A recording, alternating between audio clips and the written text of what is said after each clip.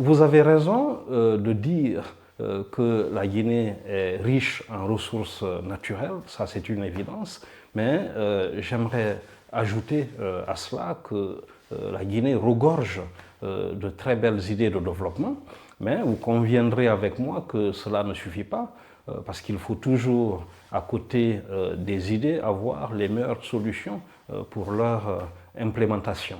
Mais à ce niveau, j'aimerais souligner rapidement un paradoxe, c'est-à-dire que j'ai constaté qu'en Guinée, même quand vous avez la solution, il y a toujours quelque chose ou quelqu'un qui bloque quelque part. Et ça pose un véritable problème de gouvernance, ce qui m'amène à dire que le socle de notre vie publique doit être la bonne gouvernance. Parce qu'avec la bonne gouvernance, on aura toujours les bonnes personnes, et quand on a les bonnes personnes, c'est la garantie d'une mise en place efficace de nos idées de développement. Et en ce moment, c'est-à-dire à partir de là, on n'aura même pas besoin des ressources naturelles que vous venez d'évoquer. L'exemple de Singapour est là pour illustrer ce que je viens de dire. Singapour n'a pas de ressources naturelles.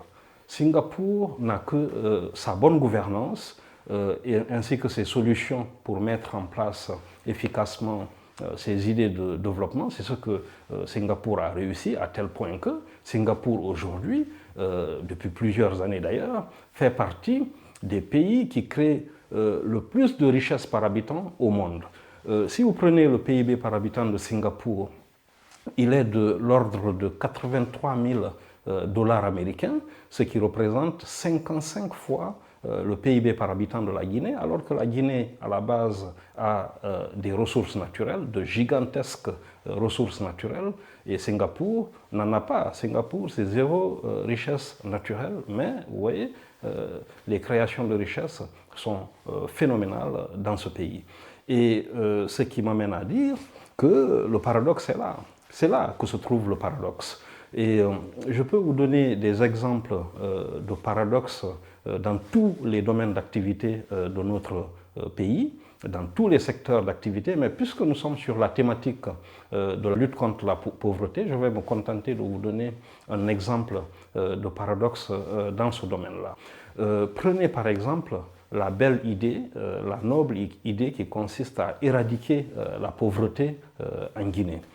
Par rapport à cette idée, la solution que nos décideurs ont trouvée, c'est de cueillir la croissance économique. Pour eux, cela suffit pour que la population mange à sa faim. Mais vous conviendrez avec moi qu'on n'a même pas besoin d'être économiste pour comprendre que ce n'est pas vrai, ce n'est pas comme ça que ça se passe. Pourquoi? Parce que notre croissance économique n'est pas comestible. Elle ne se mange pas, on le sait. Elle n'améliore pas non plus les conditions de vie des populations, on le sait.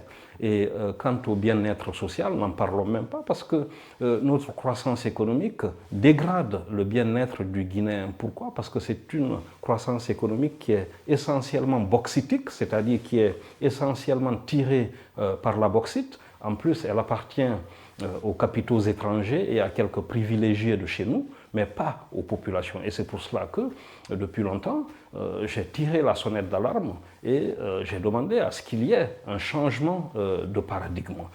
Qu'est-ce que j'entends ici par changement de paradigme? C'est simplement le fait de déplacer le curseur, de le positionner sur le combat contre la pauvreté, et plus concrètement à ce niveau, il faut mettre en place un outil technique de lutte contre la pauvreté, et j'ai démontré très clairement qu'en faisant cela, la population mangera à sa faim, la population améliorera ses conditions de vie, et on sait parfaitement que la somme des deux, c'est-à-dire amélioration des conditions de vie de la population guinéenne, plus une population qui mange à sa faim, cela confère de la qualité à la croissance économique. Or, on sait que quand la croissance est de qualité, elle apporte le bien-être social.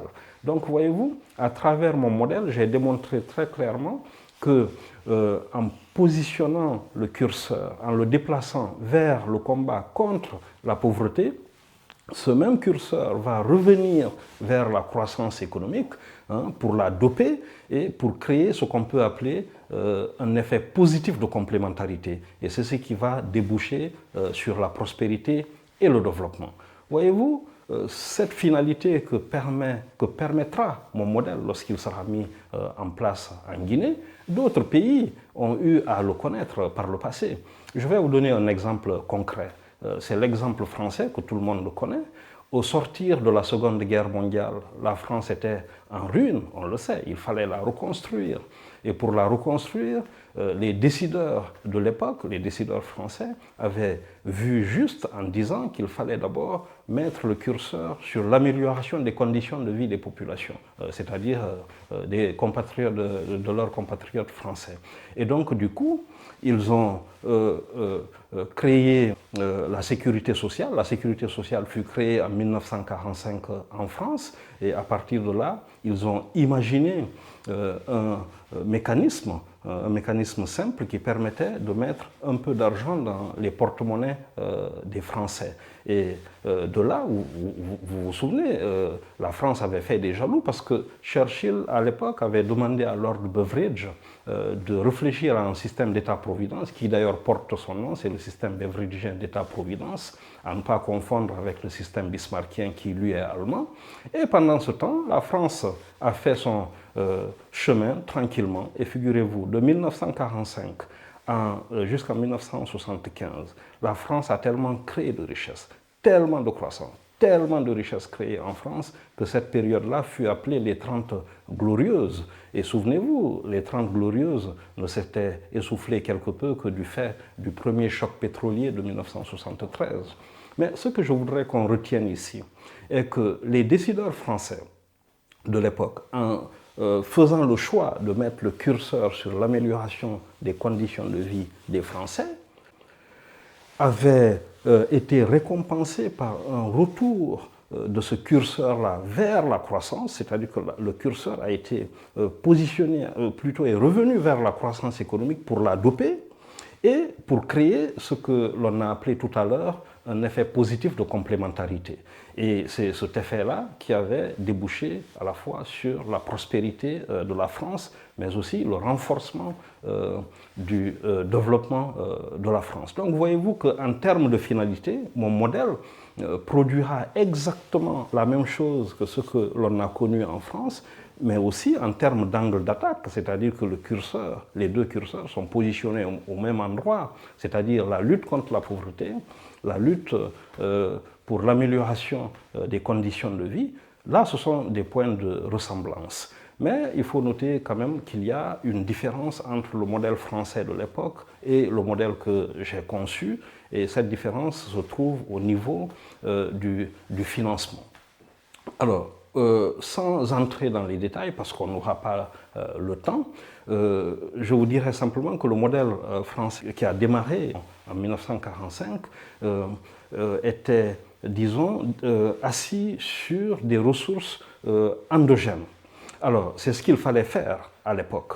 Mais j'imagine que vous êtes en train de vous demander, de vous dire, mais et le plan Marshall, parce que vous avez raison, le plan Marshall était plutôt constitué de ressources exogènes.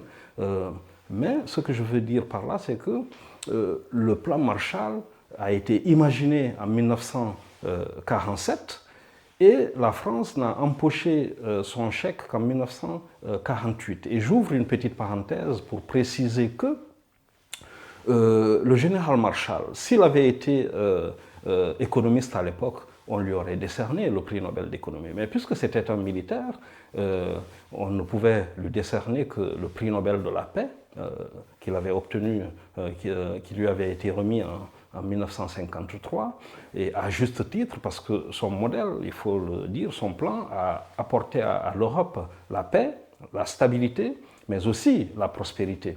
Et je voudrais fermer cette petite parenthèse en rappelant que la partie remboursable du plan Marshall, parce que le plan Marshall était constitué aussi d'une partie non remboursable, c'est-à-dire qui était constituée de dons au profit de la France. Mais la partie remboursable, c'était pendant la présidence Giscard au début des années 70. C'est en ce moment que ça a été remboursé.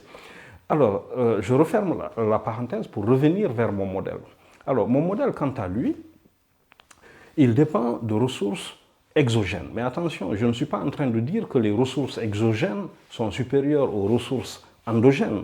Ce n'est pas ça mon propos. Mon propos, c'est de dire que ce seront des ressources exogènes qui ne seront ni des dons, ni de la dette, ni des aides, mais des ressources exogènes qui seront obtenues par la République de Guinée dans le cadre d'une relation win-win, gagnant-gagnant, non remboursable.